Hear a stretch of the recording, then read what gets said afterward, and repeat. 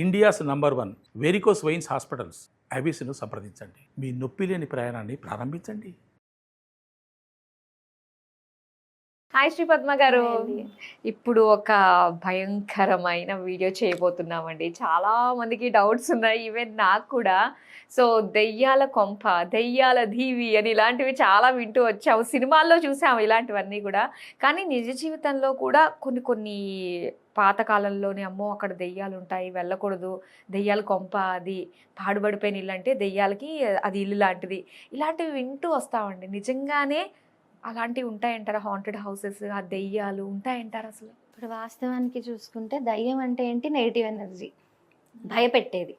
అది దయ్యానికి ఒక రూపం ఉంటుందా, దానికి కొరలు ఉంటాయా, అది తెల్ల బట్టలు వేసుకుని వస్తుందా, జుట్టు విరబోసుకుంటుందా, లేదంటే గంబూట్లు వేసుకొస్తుందా, ఇవన్నీ మనకు తెలియదు. కానీ వాస్తవానికి ఎవరో చూశారు, లేదంటే అది అపోహో నిజమో వాళ్ళ వర్షన్స్ వాళ్ళు చెప్పారు. వాస్తవానికి దయ్యం అంటే ఏంటి? ఏదైనా మనం మనల్ని భయపెట్టేది, మనం అది నెగిటివ్ ఎనర్జీ, దాన్ని మనం దయ్యం అనేటువంటి పేరు పెట్టుకున్నాం. అయితే అసలు ఈ పాయింట్ నిప్పులేందే పొగరాదు అన్నట్టు, అసలు ఈ మాట రావడానికి అక్కడ ఏదో ఉండబట్టే కదా ఒక మాట అనేటువంటిది వస్తుంది. అవును.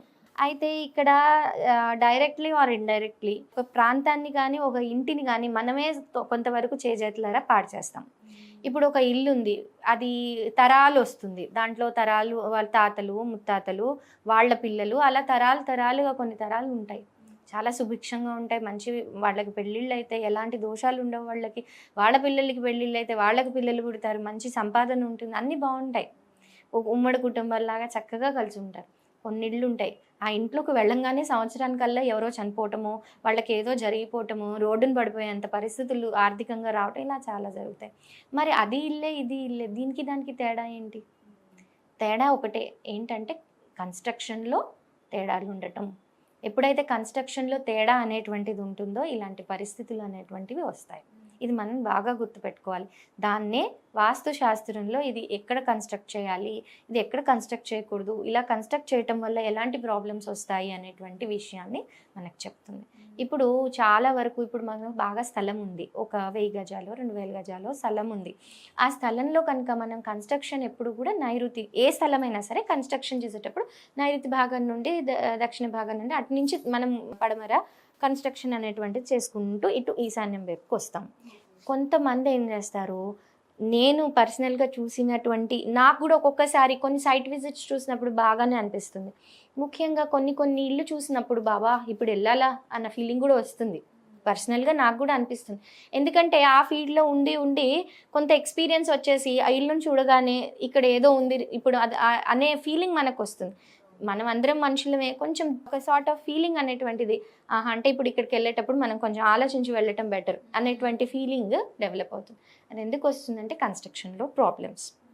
ఇంకొన్ని ఇళ్లలో మనం ఏం వింటాము, మేము కట్టామండి, కొంతమంది వచ్చి పర్సనల్గా చెప్తూ ఉంటారు, యాక్చువల్ ప్రాబ్లం ఏంటంటే మేము కట్టిన సంవత్సరానికి వాళ్ళు ఎవరో ఉరిపోసుకుని చనిపోయారండి. ఇలాంటివి కూడా జరుగుతూ ఉంటాయి. అవన్నీ ఎందుకు వస్తాయనంటే ఏ జోన్లో ఏ కన్స్ట్రక్షన్ ఉండాలో ఆ జోన్లో ఆ కన్స్ట్రక్షన్ ఉండదు. ఎప్పుడు కూడా ఏంటి, సౌత్ వెస్ట్ ఇంకా కంప్లీట్ సౌత్ వెస్ట్ జోన్ ఏదైతే ఉందో ఆ మొత్తాన్ని క్లోజ్ ఉంచాలి. అంటే కట్టడము అనేటువంటిది కట్టాలి. అలాగే ఈస్ట్లోను నార్త్లోను నార్త్ ఈస్ట్ ఇవన్నీ ఓపెన్గా ఉండాలి, ఎప్పుడు చక్కగా గాలి ప్రసరణ ఉండేటువంటి భాగాలుగా ఉండాలి. సో ఎక్కడ క్లోజ్ చేయకూడదు అక్కడ క్లోజ్ చేయటం వల్ల ఇలాంటి పరిణామాలు అనేటువంటివి వస్తాయి. ఇదొకటి. ఇంకొకటి యాక్సిడెంట్స్ అనేవి తరచుగా జరగటము.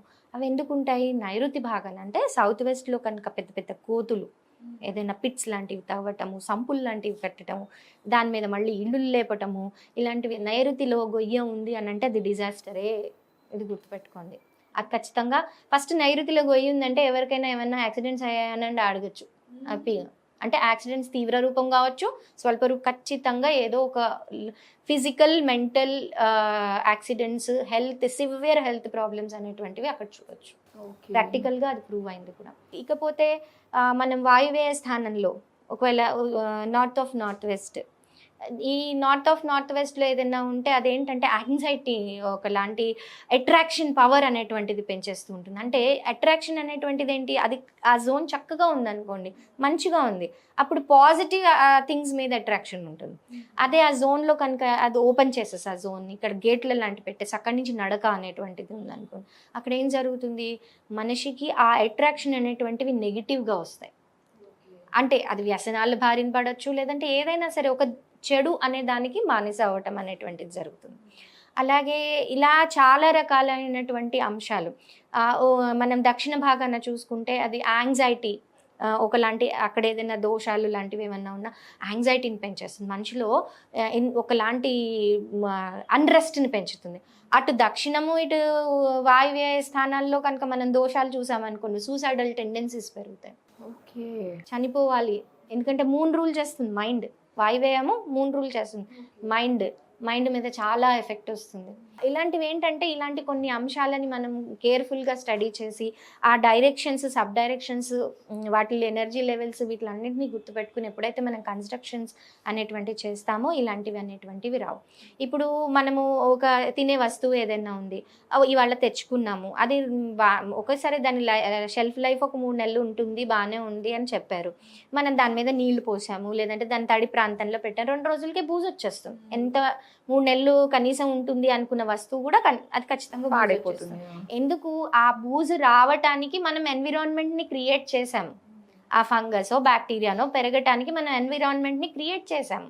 బేసికలీ వాళ్ళు ఆ ఫుడ్ ఐటమ్ ఇచ్చినప్పుడు అది బాగానే ఉంది, మనకి ఎలాంటి ప్రాబ్లం లేదు, వాళ్ళు గ్యారంటీ కూడా ఇచ్చారు. అంటే మన స్థలం తీసుకున్నప్పుడు స్థలం బాగానే ఉంది, కానీ ఏంటి ఇక్కడ కన్స్ట్రక్షన్ రూపంలో మనం దాన్ని నెగిటివ్ చేసేసాం. దాన్ని ఎక్కడ ఏం చేయకూడదో అక్కడ అది చేసేసాము. దానివల్ల ఏమవుతుంది, ఫంగస్ లాంటిది, బ్యాక్టీరియా లాంటిది, ఒక నెగిటివ్ ఎనర్జీ అనేటువంటిది అక్కడ ఏర్పడింది. దాన్నే మనం ఒక దయ్యమో భూతమో అంటున్నాము. నువ్వు రామ్మ రా అని చెప్పి మనం పిలిచినప్పుడు అది రాకుండా ఎందుకుంటుంది? ఏదైనా సరే ఇప్పుడు మనం ఎలా కేర్ తీసుకుంటామో, ఎలాంటి పద్ధతుల్ని ఫాలో అవుతాం, దాన్ని బట్టే ఉంటుంది. మనకు హెల్త్ బాగుండదు, అనారోగ్య సమస్యలు వస్తాయి, డాక్టర్ దగ్గరికి వెళ్తాం, ఒక ప్రిస్క్రిప్షన్ రాసిస్తారమ్మా ఈ టైంకి మందులు వేసుకోండి అని చెప్తారు.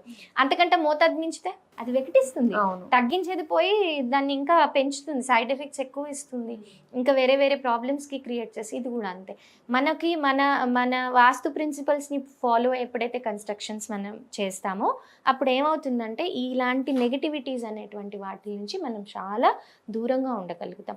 ఈ దయ్యాలైనా భూతాలైనా మనం పెంచితేనే పెరుగుతాయి, మనం తీసుకొస్తేనే వస్తాయి. మనం పెంచినప్పుడు వాటిని తీసుకురానప్పుడు ఈ నెగిటివ్ ఎనర్జీస్ అనేటువంటివి రావు. ఈ విషయాన్ని మీరు గుర్తుపెట్టుకోవాలి.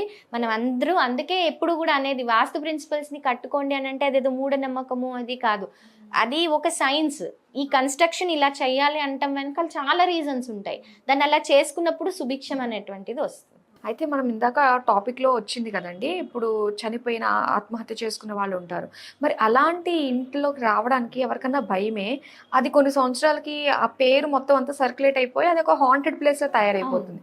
దాన్ని మళ్ళీ నార్మల్కి ఎలా తీసుకురాగలం మనం? నార్మల్కి తీసుకురావాలి అని అంటే మళ్ళీ దానికి ఏంటి, నిజంగా అలాంటి హాంటెడ్ ప్లేసెస్ అలాంటివి చాలా కాలం అలాగే ఉంటే ఖచ్చితంగా నెగిటివ్ ఎనర్జీ వచ్చేస్తుంది అది ఆటోమేటిక్గా.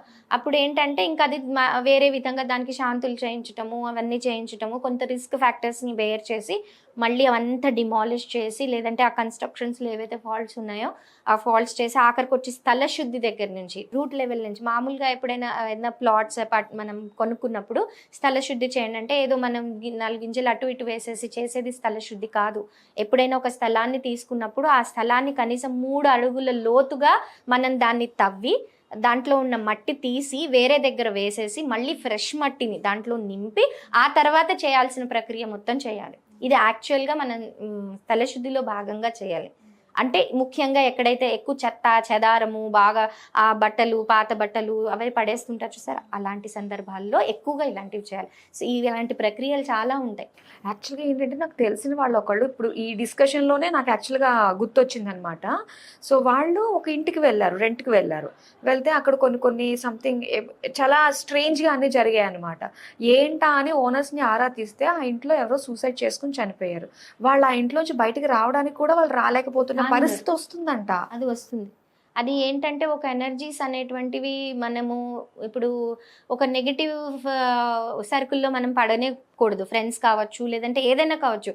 ఒక మనిషి ఒక నెగిటివిటీకి వెళ్ళాడు అని అంటే దానిలోంచి బయటికి రావాలంటే చాలా కష్టం. పడటం తేలికే, బయటికి రావాలంటే కష్టం.